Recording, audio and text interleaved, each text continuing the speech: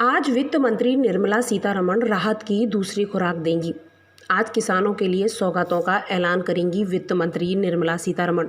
एक बार फिर वो आज प्रेस कॉन्फ्रेंस करेंगी।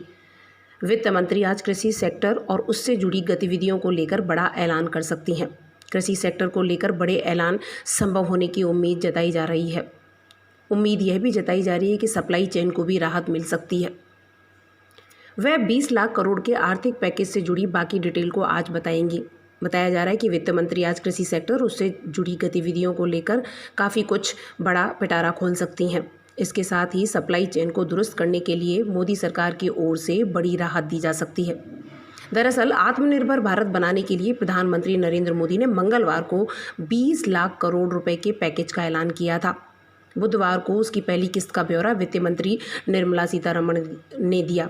इसमें छोटे उद्योगों में काम करने वालों पर राहत बरसाई गई।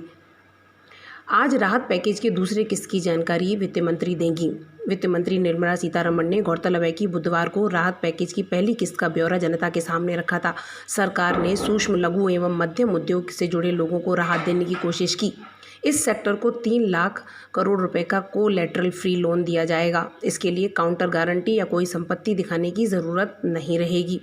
ये लोन 25 करोड़ रुपए तक के होंगे। इनमें 100 करोड़ रुपए के टर्नओवर वाली कंपनियों को फ़ायदा होगा। 4 साल के लिए ये लोन होगा और 1 साल के लिए मोराटोरियम है, यानी 1 साल तक इसकी किस्त आपको नहीं चुकाने हैं। 31 अक्टूबर 2020 तक इस पर कोई गारंटी फीस भी नहीं लगेगी। गौरतलब है कि इससे 45 लाख उद्यमियों को लाभ मिलेगा। इसके साथ ही MSME की परिभाषा भी बदल दी गई है ताकि ज़्यादा से ज़्यादा उद्योगों और उनमें काम करने वालों को फ़ायदा मिले। अब 1 करोड़ रुपए का निवेश करने पर 5 करोड़ रुपए तक के कारोबार करने वाले उद्योग सूक्ष्म में आएंगे।